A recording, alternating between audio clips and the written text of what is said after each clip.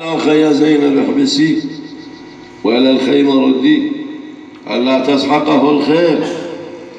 يقول فامتنع امتناعا شديدا حتى جاء إلى عمه، يعاين هو عم لكن دماء سهام نبال. يقول جلس في حجري مدد الحسين على رأسه وإذا بكعب اللعين جاي يريد يضرب الحسين، فصاح به الغلام قال ويلك يا ابن الخبيث البعيد، أتريد تضرب عمي وأنا في حجرة؟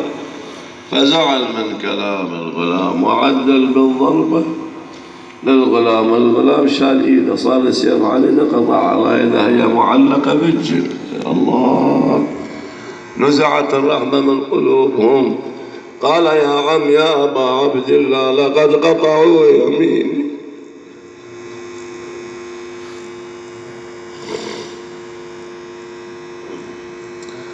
فقال الحسين صبرا يا بني عمومتي، لا لقيتم هوانا بعد هذا اليوم. جاء حرم اللعين ضرب بسهم وهو في حجر أبي عبد الله حتى صارت أمك المدهوشة. يقول شيخ حسن المرحوم دكسن يقول قال بعدهم طلع طفل من الصواوين. شنو عنده؟ شنو لابس؟ بعدهم طلع طفل من الصواوين مطوق والتراج على الخدين، يدير العين يسرى ونوبه يمين.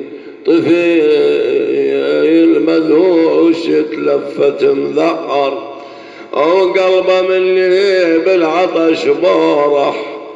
الأرض من تعطش تتفطر، يسموها الفلانية يسموها مبورحة، يعني هذا عطشان. أو قلبه من اللي بالعطش بورح، تراجي على خدوده وتطوطه. جاء السام يا ويل وتلولح، بوريده وقع له وخر وجده. أمه شو تقول؟ قل له يا مدلول يا مدلول يا حلو المحاشي، يا الوجنتك تزهو يا التراشي. صار السهم طاقك يا زاشي، أنا عقبك لون واشبع بواشي، وقل للعين جودي لا تبخلين. يا الله يا مشاهد.